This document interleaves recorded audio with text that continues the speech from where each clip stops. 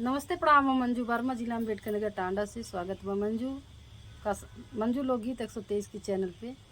आप लोगन के बीच बहुत दर्द भरा रक्षाबंधन के गीत लेके आ है, तो आप लोगन जरूर यह गीत का सुनी है। बहुत दर्द भरा गाना बा।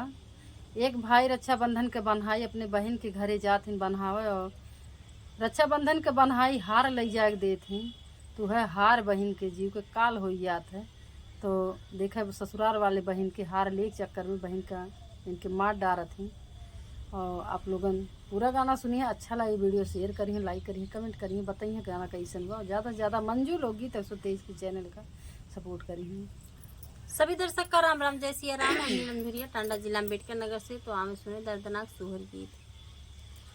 जोगिया के भेष भैया धइले तो धोतिया धूमिला रहे, धोतिया धूमिला भाई हो। भैया चला दिहले बहिनी के देशवा, तो रखिया बनावाई हो। भैया चला दिहले बहिनी के देश, तो रखिया बनावाई हो।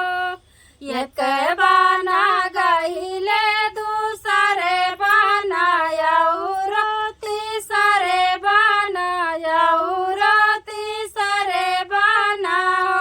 भैया आई गाए बहिनी के देश, तो रखिया बनावाई हो।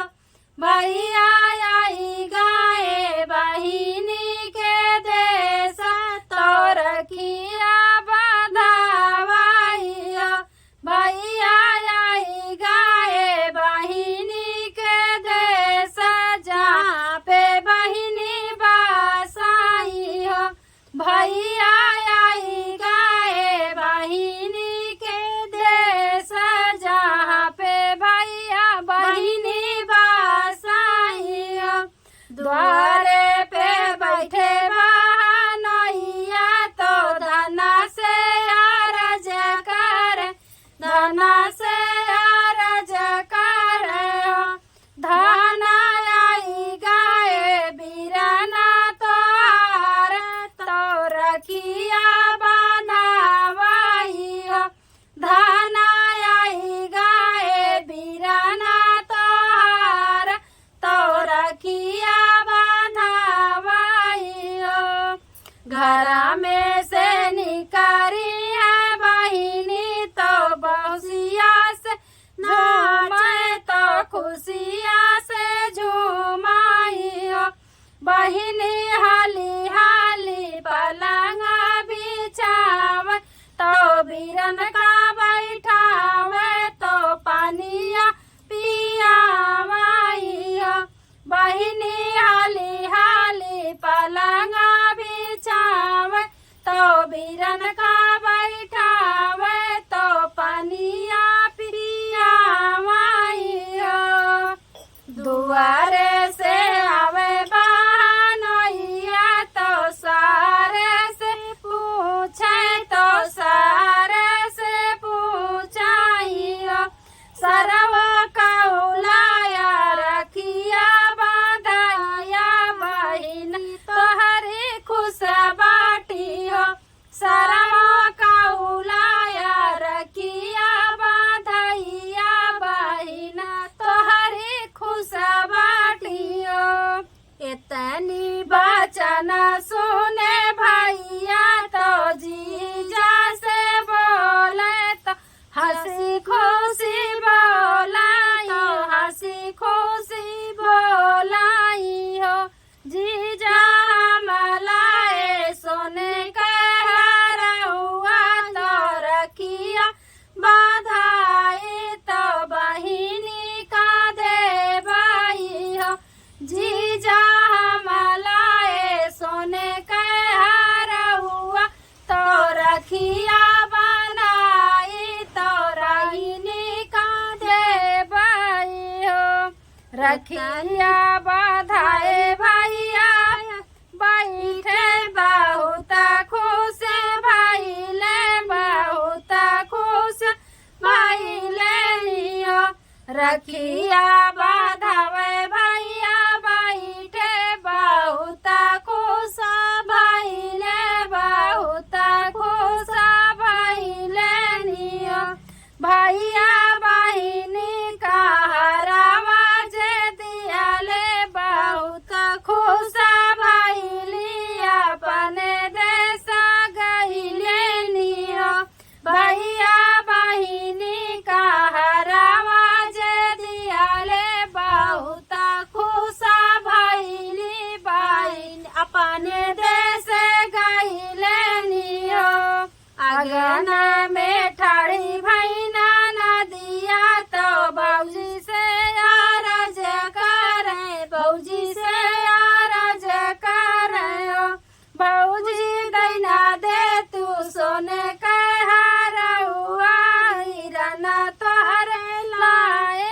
हरउआ बड़ा सुंदर पहिर के ससुर जाबइयो भौजी दैना दे तू सोने के हरउआ बिरन तोहरे लाए हरउआ बड़ा सुंदर पहिर के ससुर जाबइयो इतनी बचन सुनी भौजी तो मन में दुखित भाई मन में दुखित भाई हो ननद ले तू कुलिए गहनवा हरउआ नहीं दे भाई ननद ले तू सगर गहनवा हरउआ नहीं दे भाई इतनी बचन सुनी ननदी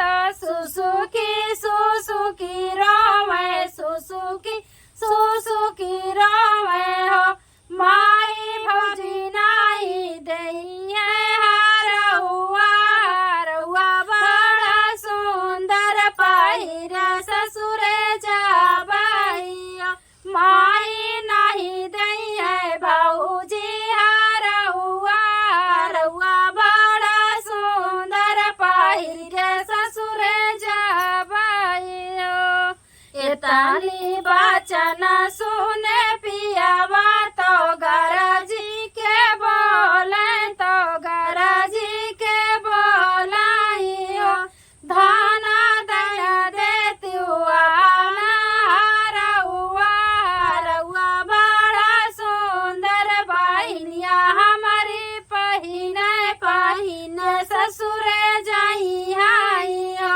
धाना दैना देती अपना हरउआ हरउआ बड़ा सुंदर बहिनिया हमारी पहिने ससुर जाई आई हो भैया लोगन हम कहा थी अगर एक भाई अपने बहन का लई जाए देत बा तो का केहू के मांगे अधिकार ना बा अगर इतना शौक बा तो रक्षाबंधनवा भाई बहन का रिश्ता बा तो नहो बनाए हुई बाने हुई अपने बहन का खुद का खरीद के दे दें लेकिन उतना तो आटत ना बा दूसरे के आँखी में सामान करक के बा तो देखा जबरदस्ती करत हैं अब कैसे आगे जबरदस्ती हार मांगत हैं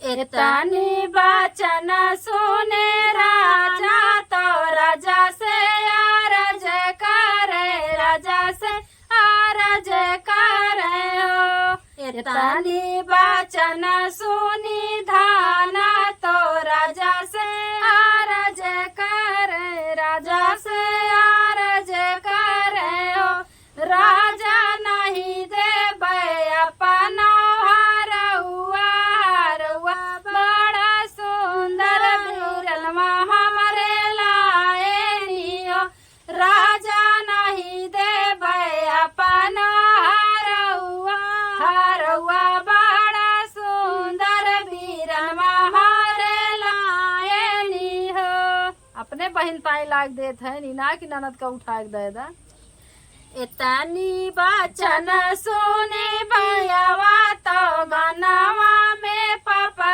बस मनावा में पापा बस हो माई आज रात धाना कमर बहरवा हम ले बहिरी बहिनी ससुरे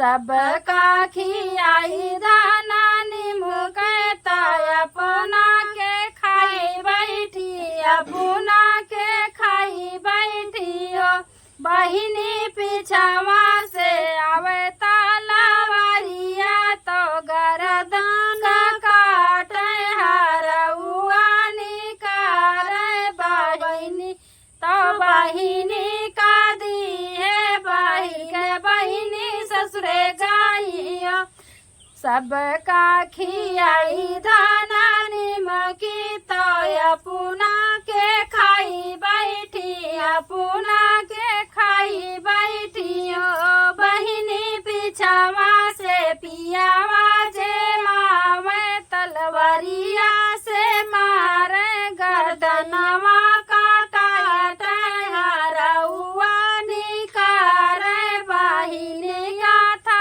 मावे बहिनी ससुरे गाइयो एतानी बचन भैया सुन ले तो तड़पी के रोवे तो ससुकी के रोवाइयो एतानी बचन सुने भैया तो तड़पी के रोवे तो सुसुकी के रोवाइयो रामन कह दिए बही हरउआ जीव के कल भैले हो बहिनी न कह दिए बही का हरउआ जीव के कल भैले हो बहिनी न बहिन रामा ना काई मारी गई बहिनिया पर नवानी कराई हो। धन्यवाद। कहा लिखी है।